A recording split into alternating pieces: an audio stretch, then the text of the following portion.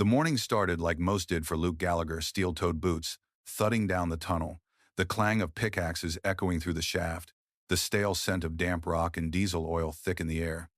He'd been working these mines for nearly 20 years, long enough to know when a tremor was harmless and when something deeper stirred. That day, it was different. The ground didn't just shake, it groaned. A low, ancient sound, like the earth remembering something it had buried long ago. Luke froze mid-step, helmet light bouncing off the slick rock walls. Around him, a few others paused too, eyes narrowing, waiting to see if it would pass. It didn't. In less than 5 seconds, the world turned to thunder. Steel supports snapped like twigs. Dust exploded in every direction, swallowing light and voice alike.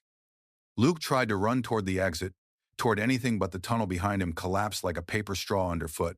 Rocks pounded against his back and helmet. He dropped to his knees, arms over his head, heart slamming so hard it seemed to echo louder than the falling stone. Then came the silence. Not peace, just absence. The kind of silence that makes a man wonder if he's still alive. When he opened his eyes, his helmet light flickered, casting a dull yellow beam across rubble-strewn ground. The tunnel was gone, the path back sealed under tons of rock. The air was thick with dust and the sharp metallic taste of fear. Luke coughed, his voice lost in the echo, and stumbled to his feet. No radio signal, no movement, no voices calling out his name. Just him, the dark, and a growing sense that this wasn't going to be a short wait. He took inventory like any miner would: half a thermos of water, 2 protein bars in his coat pocket, a lighter, and a half-spent candle from his tool bag. Useless, maybe, but comforting. The air felt breathable for now. He marked the days on the wall with a piece of broken pipe, scratching lines like a prisoner. By day 3, he was whispering to himself. By day 5, praying. Not loud, just enough to fill the space so it didn't feel so empty. No one came. Each hour passed like a year. His thoughts circled. Would they find him? Did they even know where he was? Had the rescue crew already given up? He didn't know. But something in his gut, an old miner's instinct, told him that whatever force had sealed him in wasn't done with him yet. On the 8th night, the tunnel trembled again, not violently but deliberate, like a knock from the other side. He turned toward a thin wall of rock that hadn't been there before the collapse. It looked wrong. Lighter. Almost hollow. Luke picked up the pipe again. Not to mark the wall this time, but to break through it. The silence didn't scare him anymore. It was what waited behind it that made his hands shake. The days lost their names quickly. Underground, time doesn't pass the same way. There's no sunrise, no nightfall. Just breath, heartbeat, the faint hiss of moisture clinging to stone. Luke counted time in sips and chews, 2 mouthfuls of water, 1/2 of a protein bar, then silence. The scratches he etched into the wall stacked like ribs of a starving beast. 8 days, then 9, then 10. Each marked both a small victory and a heavier burden. It meant he was still alive, but it also meant no one had come. He began talking to the dark, first to himself, then to the cave, and eventually to the wall, the one that groaned every so often like it was hiding something. He struck it a few times with the pipe, just to hear the hollow thud echo back. It wasn't solid, that much was clear. Behind it, what? More rock? A drop into nothing? He couldn't afford to hope for an exit. Hope was dangerous. It made you do foolish things. By the 12th day, he started digging. Not with urgency, but with method. He'd been a miner long enough to know how to read the pressure in a rock face, to feel where the seams might give. He took breaks often, partly to preserve energy, partly because of the dreams, or hallucinations. He wasn't sure which. He kept hearing footsteps, not heavy ones, but light, almost like someone walking barefoot across stone. Once, he swore he heard humming. A woman's voice, soft, melodic, a lullaby he hadn't heard since his mother rocked him through a childhood fever that nearly claimed his life. But when he strained to listen closer, it faded into the hum of the earth.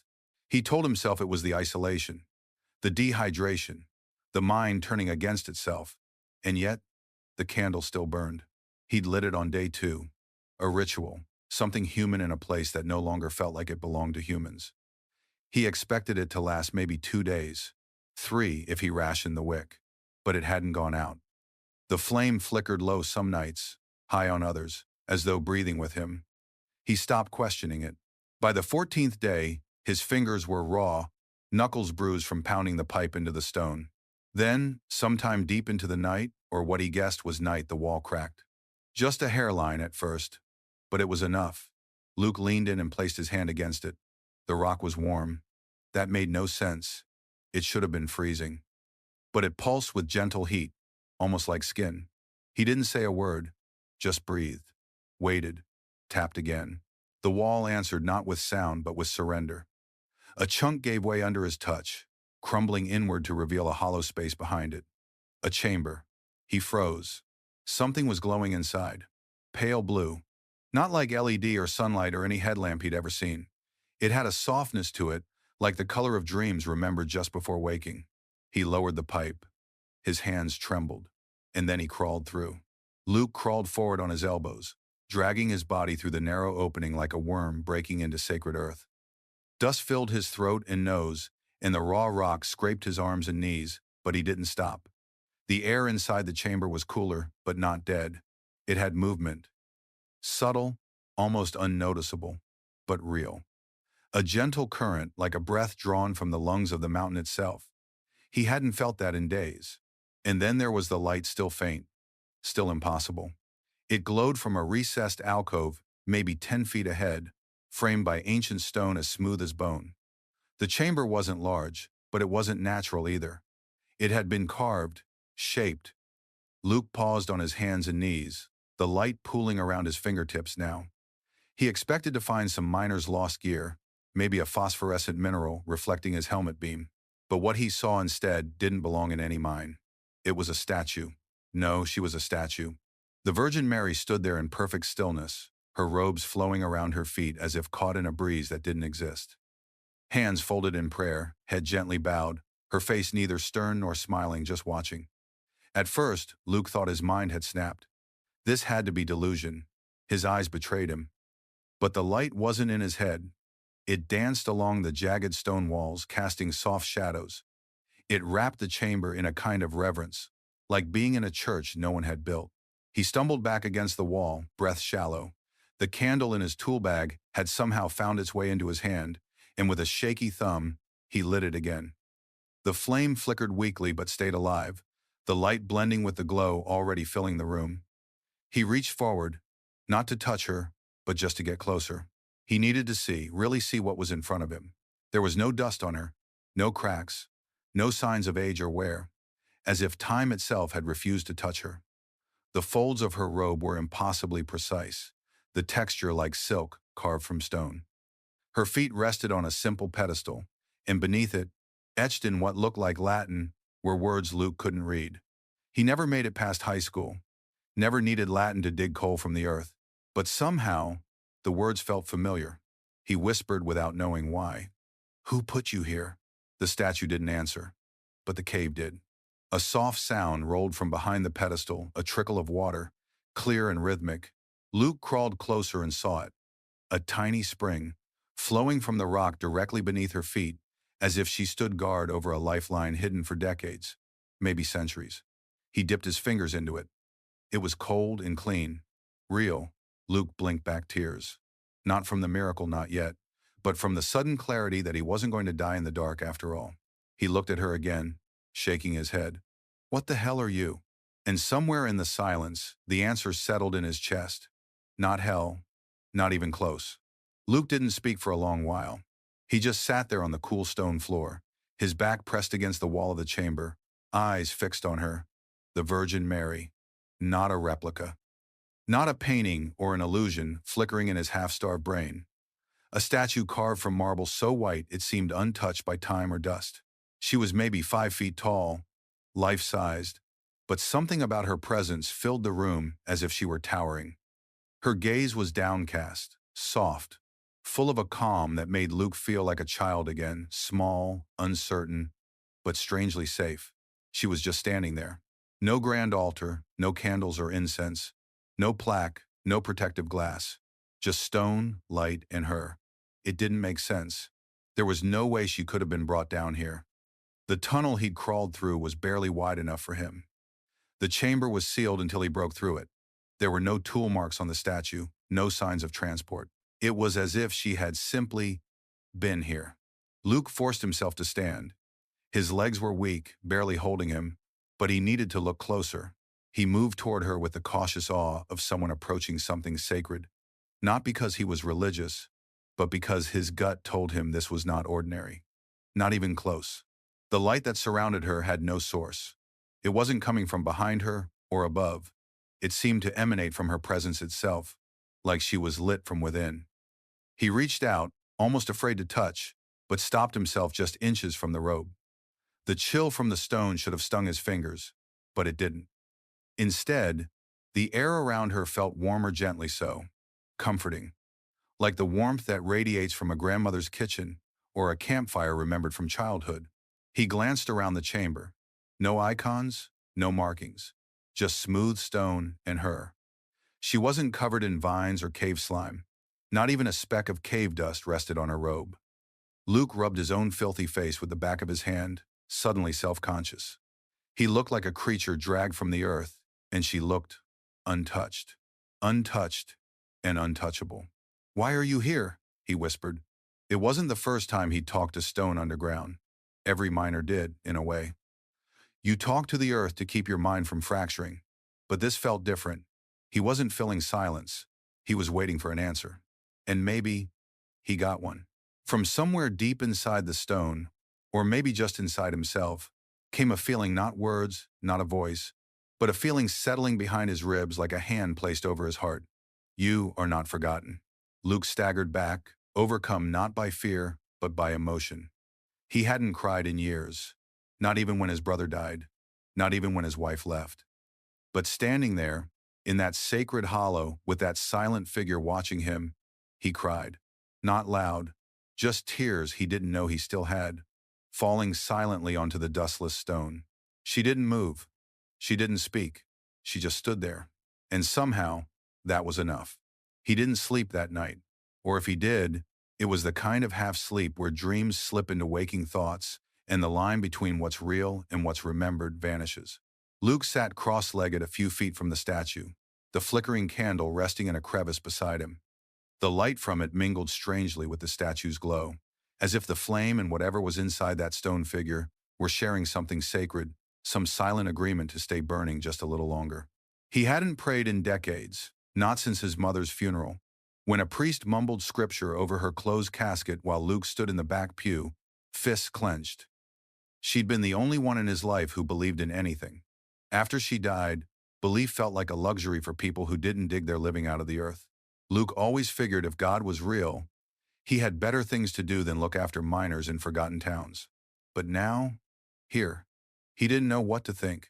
At some point during that endless night, Luke found himself whispering, not formal prayers, not Hail Marys or Our Fathers, just talking, telling her things he hadn't told another soul. About the years he wasted, the people he'd hurt, the quiet shame of a life half lived and half buried. His voice cracked once, and he stopped, embarrassed, even though no one else could hear. He was still murmuring when the candle sputtered. The flame leaned, dipped, then shrank to a quivering blue thread. "No," he whispered, reaching for it, and then it flared back to life. Not wildly, not like gas catching fire, just a calm, clean burn, as if someone had cupped it gently in their hands and breathed warmth into it.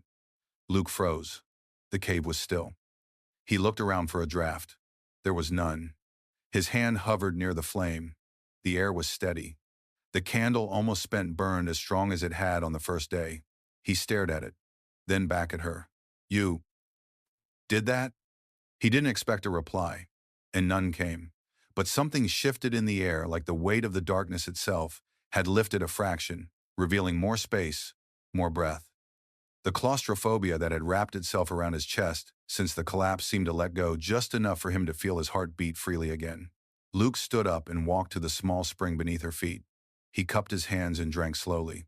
The water was cool, pure. It slid down his throat like grace. He closed his eyes, and, for the first time in 2 weeks, he didn't feel like he was waiting to die. He looked at her once more.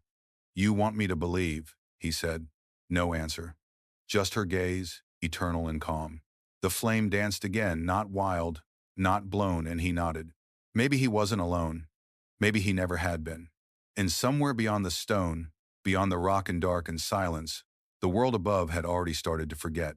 But below, a man was being remembered. Time bent and blurred in that cave.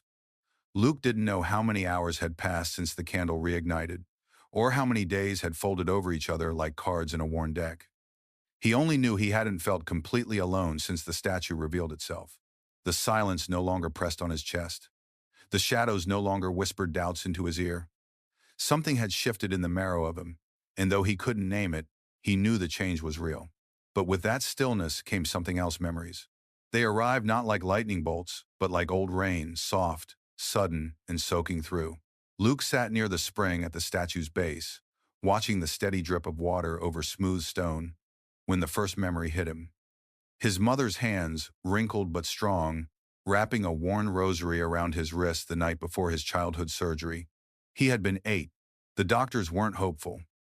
Something in his lungs, something scary. He remembered the smell of rubbing alcohol, the cold hospital gown. But more than that, he remembered her whisper. "If anything happens, the lady will walk with you." He hadn't understood then. Not really. He thought she meant a nurse, or maybe some saint from the storybooks on her nightstand. But now, here in the hollow under the earth, he saw her face in his mind clearer than any photo.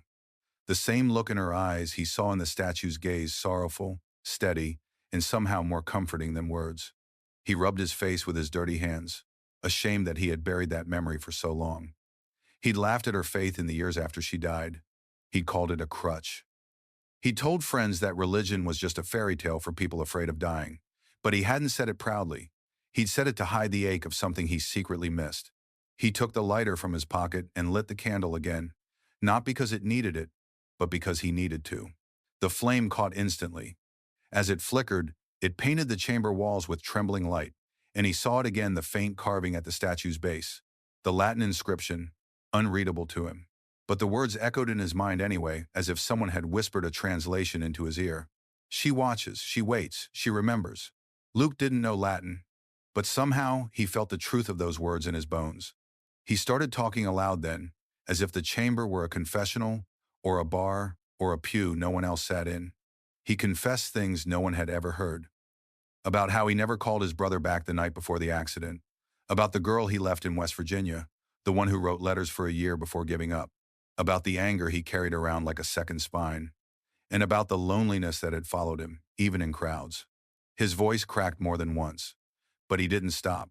The statue listened. She didn't flinch, didn't scold. She just stood there in silence, like every word he spilled was being caught in her hands. And in that moment, Luke understood what grace might actually be. Not forgiveness shouted from the skies, but someone simply staying with you in the dark. Someone who didn't leave. He wasn't sure when he first noticed it. Maybe it was on the 3rd or 4th time he crawled toward the statue just to look at her more closely. Or maybe it had always been there and his mind had been too fogged by hunger and grief to register it. But once he saw it, he couldn't unsee it. There was no dust on her feet, not a speck, and that made no sense at all.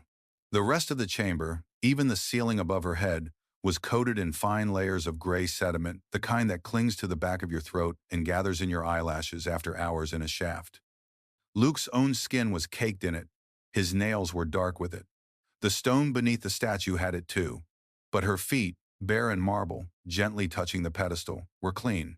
Impossibly clean. He crouched down on shaking knees to get a closer look, half expecting to find some trick of moisture or air current that explained the strange phenomenon. But no wind stirred in that place. No drip of water had touched her. He reached forward, this time letting his fingers hover just above her toes, not daring to make contact. The air was warm around them, warmer than the cave itself. He pulled back. It wasn't just the feet. It was all of her. No grime in the folds of her robe. No cobwebs on her shoulders. The lines of her face weren't eroded or cracked like most statuary that sees weather. She wasn't just preserved, she was untouched. And somehow, that scared him more than the silence ever had. Luke stepped back and sat down hard against the opposite wall. His breath came fast now, like a man trying to convince himself the world hadn't just changed its rules. But deep down, he knew it had. The statue wasn't just strange, it was sacred. And whether carved by a hand or brought here by something else, it was meant to be seen, to be found. By him, He buried his face in his hands. "Why me?" he asked. "Why now? Why this?" He wasn't looking for answers. He didn't expect divine logic. But the question had to be said out loud. The moment demanded it. After a while, he stood again and walked to the base of the statue. The candle flickered as he moved, casting long shadows against the chamber wall. He knelt, not because he was trying to be holy, not because he felt obligated, but because standing in her presence suddenly felt wrong, and kneeling felt right. For a long time, he just sat there, watching her. The glow, the way the air felt softer around her, the impossible absence of time on her face. He remembered something else, his mother's voice. Not in a prayer this time, but in a story she used to tell. Some things aren't meant to be explained, Luke. They're meant to be witnessed. That was it, wasn't it? He wasn't here to escape death. He was here to witness something, to carry it, to walk out of this place with more than his life, with a truth no one would believe. And yet, one look at her feet, untouched by dust, untouched by time, and he knew this was real. And the world above had no idea what lay beneath its soil. Luke had long accepted the cave's silence as a kind of second skin. Down there, every sound either belonged to him or to nothing. His breathing, his footsteps, the soft scrape of candle wax against rock. But on what he believed to be his 18th day, something else broke the quiet. Something so subtle he almost missed it, but not quite. It was a whisper. Just a few feet from the statue, while kneeling in half prayer, half exhaustion, he'd leaned forward, hands folded near the trickling spring. He wasn't speaking aloud, just thinking, his thoughts drifting in and out of guilt, childhood, and the strange peace that had begun to settle inside him like dust on still water. And then it came. A woman's voice. So soft it seemed like breath against the back of his neck. Not sharp, not frightening, just present. "You are not alone." He froze. Not just with fear, but with clarity. The kind that hits a man when something holy brushes past the edge of the world he thought he knew. His eyes shot open. He turned, fast scanning the chamber with his dim helmet light. There was no one. Nothing. Just the curve of the wall, the gentle drip of the spring, and the steady gaze of the statue, her marble face unchanged. He stood, heart hammering, the silence closing back in around him like a wave. "You are not alone." He heard it again, but this time it wasn't in his ears.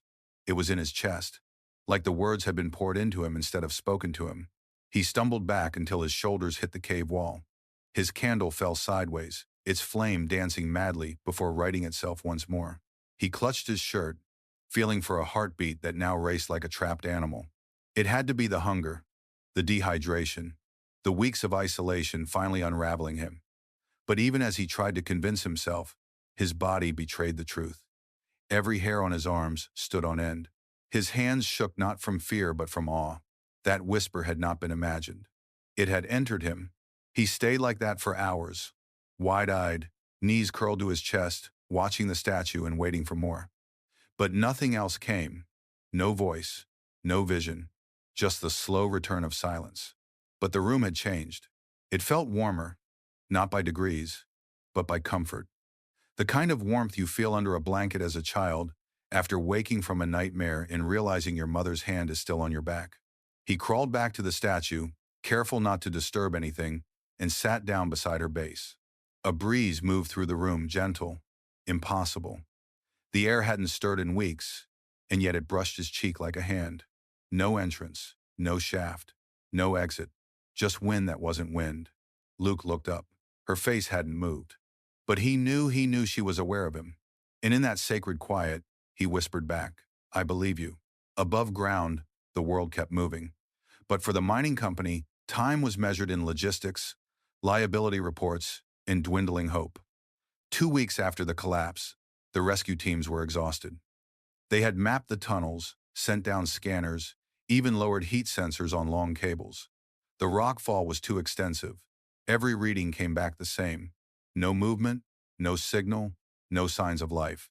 On the 14th day, the company quietly began scaling back the operation. "We've done all we can," the foreman said at a press conference held in front of a half circle of news vans. His voice was strained, his eyes sunken. "We will continue to monitor the site, but based on the conditions underground, we're shifting focus to a recovery mission." In the background, the Gallagher family stood huddled together. Luke's sister clutched a photo of him, a younger version, arms slung around a dirt bike, grinning like the world owed him nothing and he liked it that way. His father just stared at the mine entrance, jaw clenched. No tears. Just the hard-set face of a man who'd been a miner himself and knew what it meant when the machinery rolled away. A few volunteers kept showing up. Retired miners. Friends from town. They didn't wear hard hats or carry drills. They just stood there in the morning fog, hats over their hearts, waiting for something to change. Most of them gave up after a few days. But not Joe Madden. Joe was 72, back bent from a lifetime underground, hands gnarled from arthritis and coal dust that never quite washed out. He'd worked with Luke's father years ago, taught Luke how to lace his boots when he was just 16. Joe didn't believe in much, except that no one deserved to die alone. He brought his folding chair each morning and sat by the shaft. Didn't speak, just kept a weathered rosary coiled in his lap. When asked why, he'd say, "My legs don't dig anymore, but my prayers still might." The mining company tolerated him. They had other concerns now: press coverage, insurance filings, pressure from corporate. Memorial plans were drawn up. There'd be a plaque, a candlelight vigil. The crew was dismantled. The gear was hauled away. A chain-link fence was bolted over the entrance of the shaft Luke had gone down.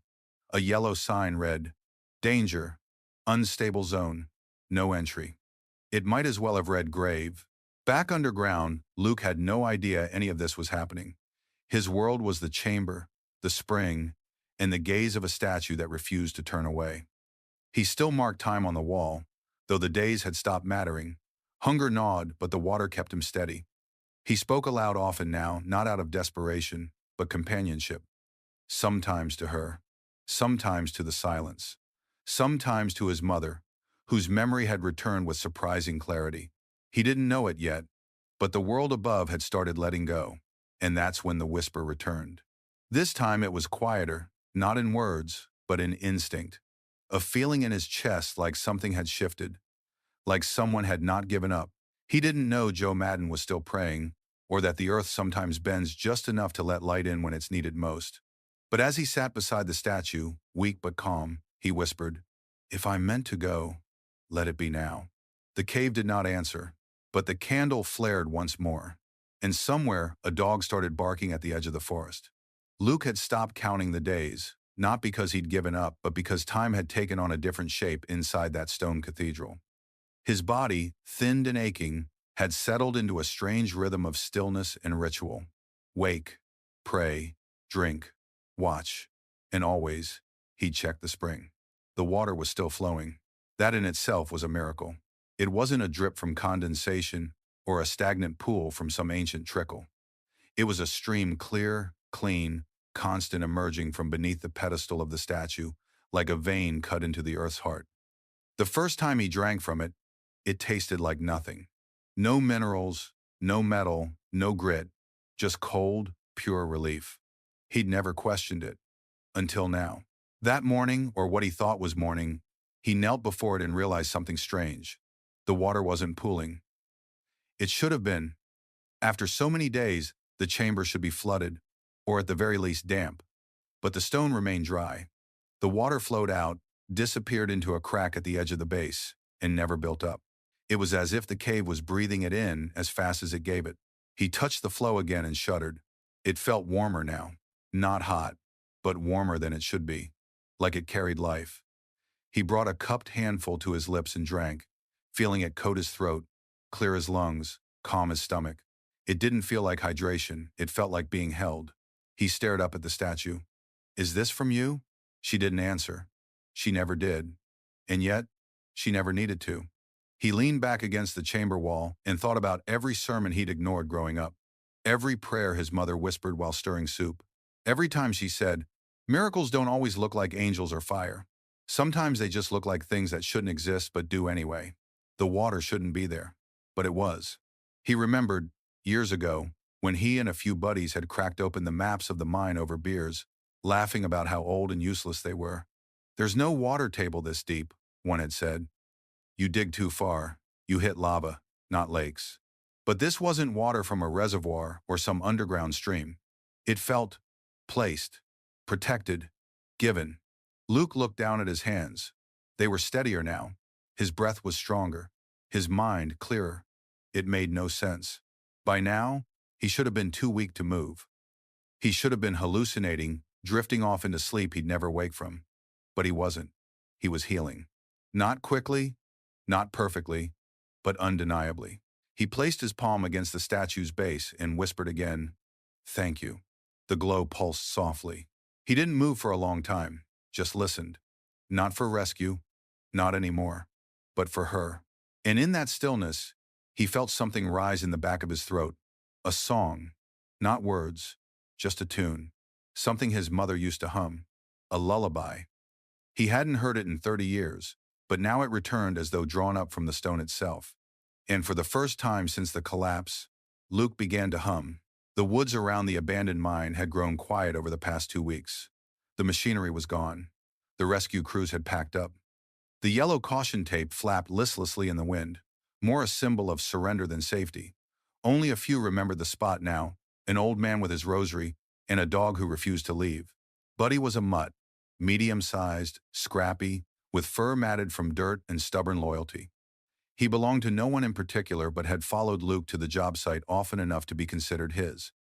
When the cave-in happened, Buddy had howled for hours. When the rescue team stopped showing up, he stayed.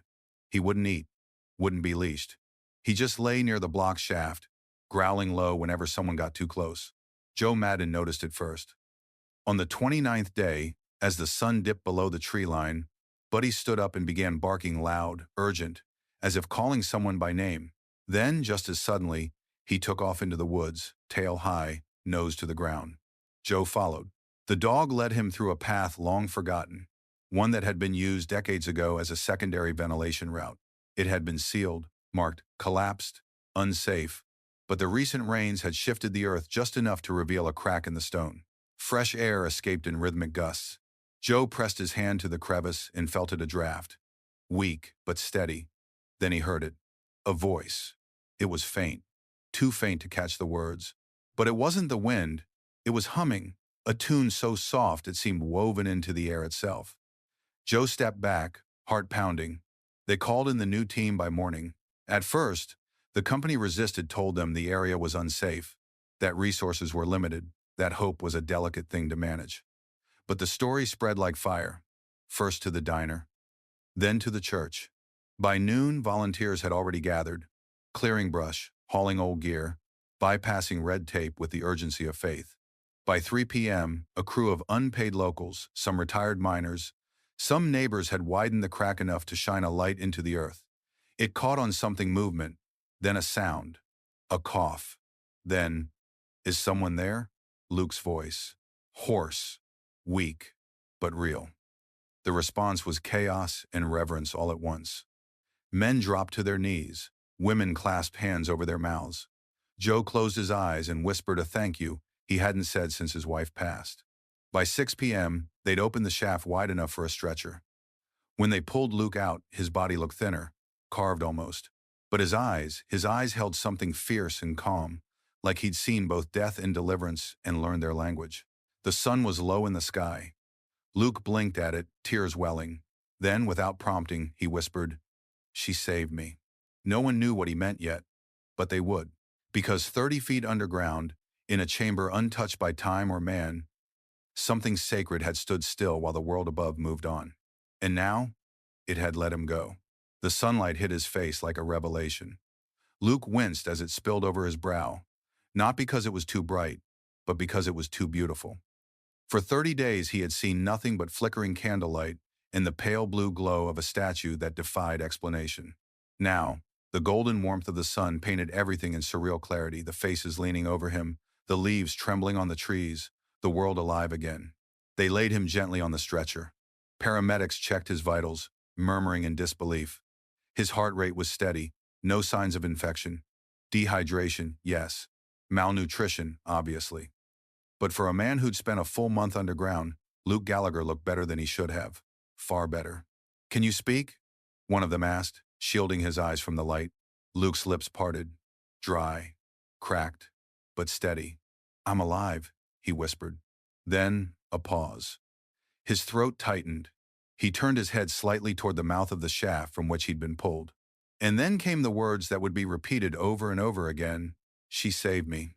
At first, people thought he meant the rescue team, or his mother, long gone, or maybe even his dog, who stood panting at his side like a soldier who had completed a mission. But Luke's gaze wasn't on anyone living. He was staring into the trees, toward the mine, toward something only he had seen. The whispers started immediately. Old Joe bowed his head. "He means her," he muttered to no one in particular. "The lady." Luke was taken to the hospital in Lexington, 2 hours away.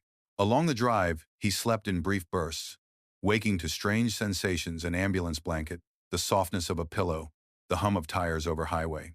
Civilization felt foreign, almost fake, as if the cave, the chamber, the statue that was the real world, and everything above it was just noise.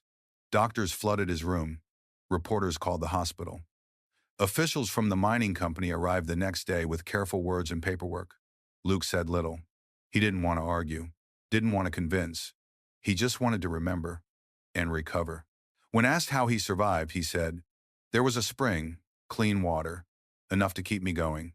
When they asked what else, he paused. "She was there." "Who?" "You wouldn't believe me." He didn't elaborate unless someone asked with the right tone, not curiosity, not skepticism, but sincerity. The kind that listens, not for facts, but for truth. A nurse named Angela asked late one night, while adjusting his IV, "What did she look like?" Luke stared at the ceiling for a long moment before answering, "Like peace, carved in stone." Angela didn't ask anything else. But the next day, she brought him a small plastic rosary and left it on the tray without a word. Outside the hospital, the world continued. News outlets framed the story as a miracle, or a myth, or a miner's survival tale. Each article offered a different version, but Luke didn't read any of them, because deep down, he knew this wasn't about what people believed. It was about what he couldn't forget: the warmth in the cave, the whisper that steadied him, the gaze of a woman made of marble who somehow saw him, and the promise he now carried in his chest like a second heartbeat: she had not let him go. The first few days after his rescue, people listened. Not just to his words, but to his silence. The kind of silence that hangs over someone who's seen something they don't know how to explain. They spoke in hushed tones in the hospital hallways, tiptoed around his room, and whispered words like miracle, blessing, divine. But reverence doesn't last long in the world above. By the end of the week, the tone had shifted. A mining company spokesman released a carefully worded statement thanking the community, lauding the bravery of the volunteer efforts, and celebrating Luke's return. But when asked about the chamber, about the supposed statue, about the glowing light, he shook his head. "No such formation exists in our maps.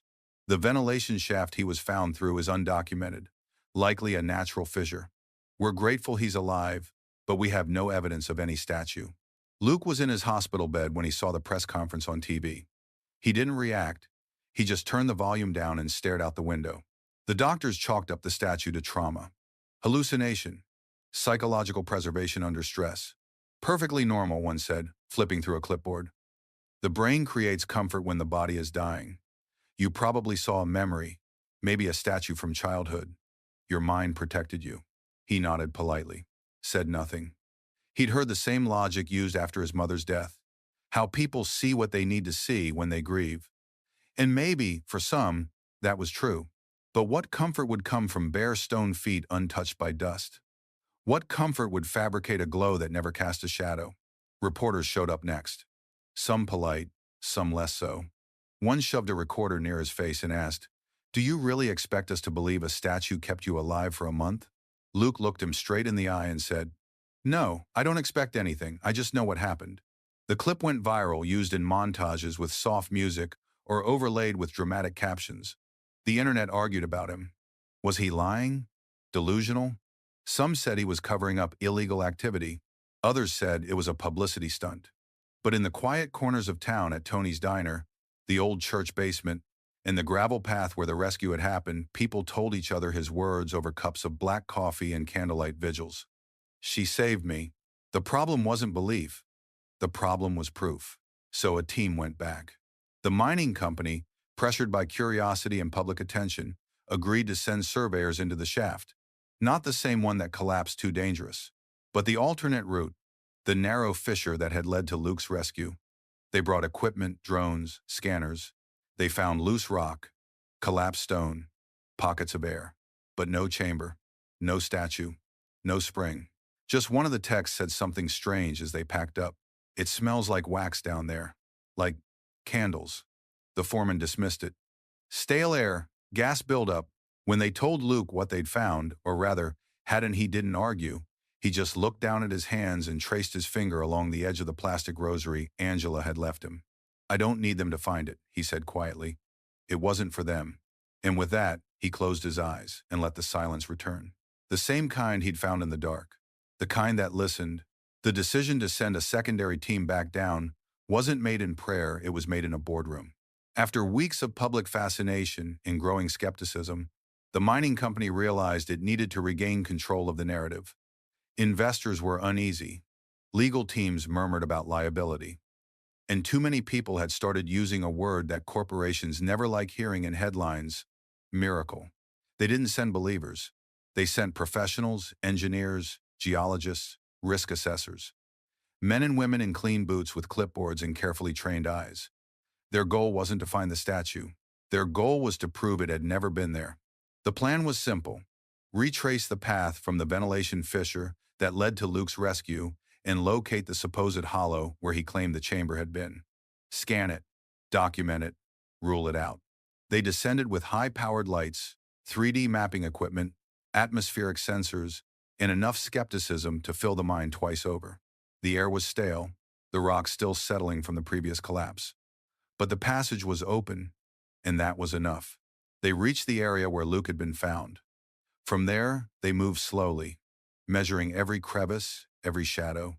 "There should be a cavity here," one of the engineers said, tapping at a digital map on his tablet. Based on his description, it opened right along this fault line. They found the wall, but not the hollow. Where Luke had described a narrow opening, the stone was solid, newly solid. A fresh wall of mineral and sediment, fused tight as if centuries of pressure had sealed it. No breeze, no glow, no spring, just cold silence. A geologist tapped on the stone, listening for emptiness behind it. Nothing. The readings came back dense, natural, unmoving. "This wasn't like this before," one of the older miners mumbled. He'd helped widen the rescue route weeks earlier. "I swear there was space here." "Settling," the foreman said. "The rock's shifting, normal after a collapse." But the miner didn't respond. He just kept staring at the wall, brow furrowed. They tried drilling, just a few test inches, to confirm density. The bit snapped within the first foot. No explanation, no equipment failure. Just a sudden snap, like the rock refused to be touched. They packed up after that. The official report concluded the chamber was likely a psychological projection born from extreme trauma and environmental stress. The media ate it up. Experts nodded. The story faded from headlines. The mine was sealed for good. But back in St. Joseph's Church, at the edge of town, something strange began to happen. People started visiting, not the mine, the hill behind the church. It was quiet, unmarked, overgrown. But every few days, someone would climb it. Some left flowers, others lit candles. And more than once, someone unfamiliar would stop at Tony's diner and ask, "Where was that miner found again? The one who saw the statue?" The answer was always the same: you can't go where he went. Not because the path was closed, but because some places don't stay open after their purpose is fulfilled. And whatever had waited in that cave for Luke Gallagher wasn't meant to be found twice. It was weeks later, long after the news trucks had rolled away and the hospital discharged him with a folder full of aftercare instructions, that Luke finally went through the contents of the backpack that had been recovered with him. Most of it was ruined. His flashlight busted, his helmet light fried, his water thermos empty and dented. But buried in the bottom pocket, wrapped in a plastic bag he'd long forgotten about, was his phone. It had been cracked from the fall, the screen spiderwebbed, and when he tried to power it on, nothing happened. Just black. Dead. He left it on his kitchen counter for days, unsure why he hadn't just thrown it out. But one afternoon, with sunlight streaking through the blinds and silence weighing heavy in his small apartment, he tried again, plugged it in, waited. This time, the screen lit up faint, flickering, but alive. He entered the passcode, barely remembering it. The device was slow, glitching from the damage, but somehow, It worked. The first thing he opened was the camera roll. Not out of curiosity, but instinct. He didn't remember taking any photos. In the cave, his mind had been too fogged to think of that. His phone had barely been used in the last year. But as he scrolled past screenshots and old text chains, he stopped cold. There was a photo. Just one. No timestamp. No location tag. No folder assigned. It was just there, sitting quietly in the middle of his gallery like a bookmark in a forgotten Bible. He tapped it, and there she was, the Virgin Mary, in the chamber, exactly as he remembered. Her robes gently flowing, her hands folded, her head bowed, the glow around her soft and steady, casting a pale blue aura that made the rock behind her shimmer like glass.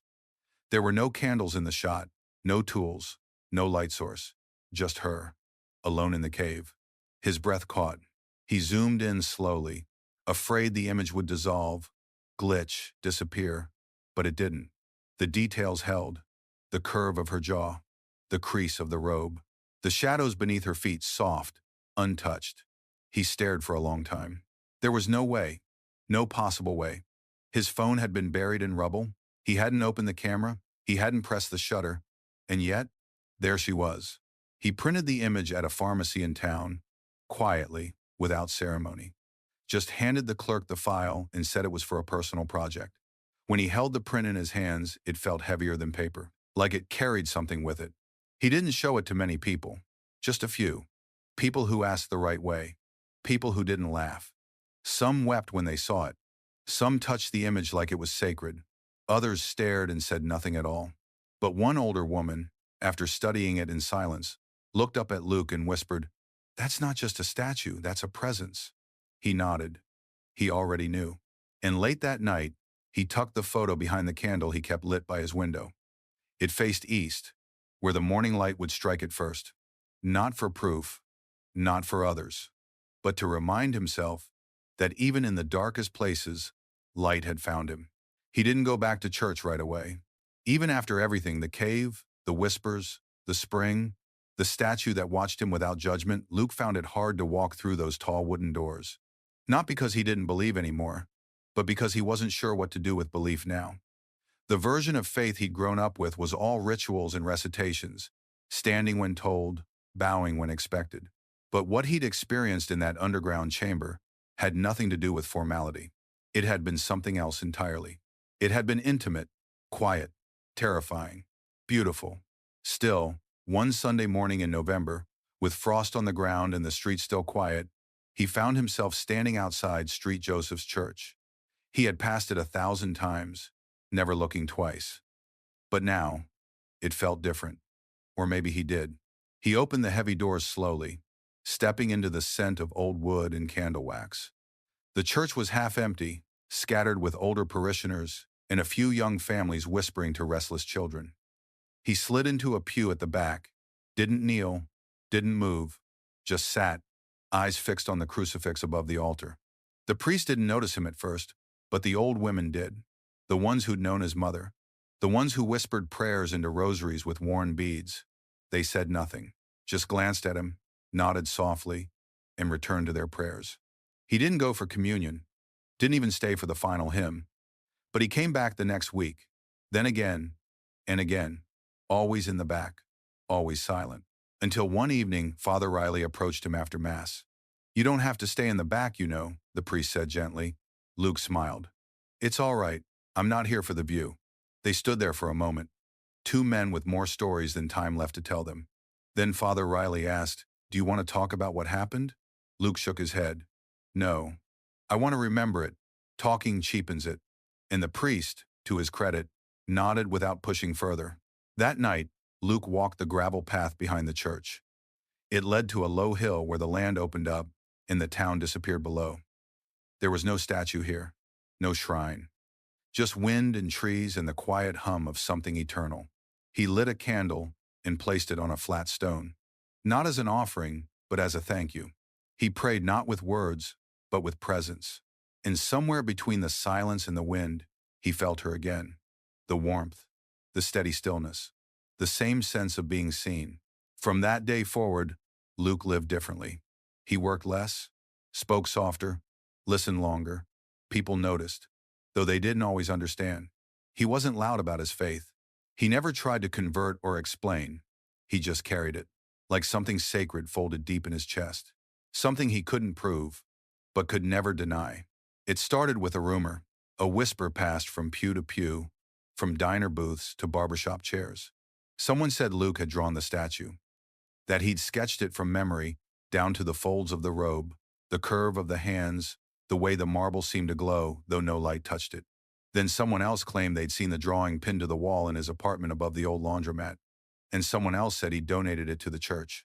None of those rumors were entirely true, but all of them led to the same result. People wanted to build something, not a shrine to Luke, not a monument to his story, just a place, a space to sit, to reflect, to pray, to remember. They called it the Grotto Project, but Luke never used that name. To him, it wasn't a project. It was a promise. One he hadn't known he was carrying until others picked it up too. The land behind St. Joseph's Church had been neglected for years, just a tangle of overgrowth and forgotten gravestones. A place kids dared each other to visit at dusk. But now, it became sacred ground. Volunteers cleared the weeds. Retired masons shaped stones with bare hands. A carpenter offered his tools. A young woman who'd never touched clay before sculpted the first model of the statue, tears running down her cheeks the entire time. Luke was quiet through it all. He helped haul stones, dug the trench for the spring-fed fountain they installed beneath the statue's base. He never asked for credit, never gave instructions. But when someone asked if the face looked right, he'd quietly nod or gently shake his head. The finished grotto sat beneath a natural arch of old maple trees. A simple marble platform, a statue of the Virgin Mary carved in white alabaster, and a single plaque set into the stone that read, "She watched, she waited, she remembered." No name, no date, no story. Just a space where silence spoke louder than words. People began visiting almost immediately. Some came with flowers, others came with questions. Some lit candles, some just Saturday. It didn't matter what they believed or if they believed at all. The grotto didn't demand faith. It only offered presence. And strangely, strangers began arriving. A man from Indiana said he'd seen the statue in a dream before ever hearing the story. A mother from Ohio said her daughter, who hadn't spoken in months, whispered the words, "Lady in Stone," after standing there. None of it could be proven, and no one tried. Luke visited in the early mornings, never stayed long, just lit a candle, left a flower, or sat with a hand resting on the base of the statue. He still didn't speak much about what happened in the cave. When asked, he'd say, "She knows." And somehow, that was always enough. The grotto was never consecrated by a bishop, never added to any official map, but it became a place where people came to leave burdens behind, the heavy ones, the quiet ones, the kind you don't tell your closest friends. And in the evenings, when the candles flickered in the dusk and the wind moved softly through the trees, some swore they heard something impossible. A voice, a whisper, a breath on the breeze. You are not alone. Just like Luke had. All those days ago, in the dark, years passed. The story became legend, then faded quietly into something else, part of the town's rhythm, the way people referenced the seasons or the shape of the hills. They didn't retell it the way they once had. Not because they stopped believing, but because they no longer needed to. The grotto behind St. Joseph's Church remained. Flowers came and went. Candles appeared even when no one saw who lit them. Children played nearby without fear, their laughter mixing with birdsong. A wooden bench was added, and over time, the stone around the statue smoothed from the touch of fingers and palms. It was no longer just a sight, it had become a companion. Luke came less often as the years wore on. His body slowed, joints stiffened. The weight of time pressed heavier on him than the mind ever had. But his spirit never dimmed. He still woke before the sun, still hummed that old lullaby his mother once sang, still carried the rosary Angela had given him in the hospital, though the beads were now rubbed soft and faded. One day, he didn't come at all. The priest found him peacefully in his chair, a cup of black coffee gone cold beside him, his eyes closed like he was resting in a memory. There was no struggle, no fear, just calm. On the table beside him sat the photo, faded now, of the statue in the cave, kept safe under the glass of an old picture frame. The town mourned, quietly, No cameras this time, no headlines, just neighbors placing lilies and small stones at the base of the statue, the way Luke had taught them without ever speaking the lesson. It wasn't until a week later, when the groundskeeper at the grotto moved some loose stones from behind the statue's pedestal to clear room for winter arrangements, that the envelope was found, tucked between two slabs of stone, dry, intact, sealed with wax. The note inside was handwritten, careful and clean. If you're reading this, it means the silence is still holding. Good. It was never about me. It was about what she gave me. A second chance. A moment of grace. A reason to stay. Not everyone will believe. That's okay. Faith isn't something you prove. It's something you carry. I didn't tell the full story. Some things can't be told. They have to be lived. But I hope this place has helped you the way that chamber helped me. Thank you for keeping the promise. Luke Gallagher. Below the signature, in smaller handwriting, was a line that made everyone who read it stop and stare at the stone statue just a little longer. She never spoke again, but she didn't have to. I had already heard everything I needed. The note was framed and placed beneath the glass altar table beside the statue. Over time, people stopped asking questions. They just came.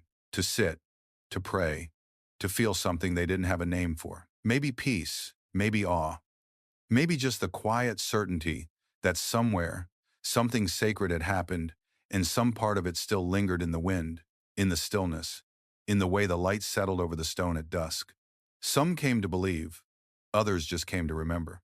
And if you go there, if you walk the winding path behind the old church and find yourself standing at the feet of the white-robed figure with her hands gently folded, you might feel it too. The quiet, the presence, the whisper that says nothing out loud, but leaves you in tears anyway. And that's when you'll understand what Luke meant all those years ago. She saved me. And maybe she still does.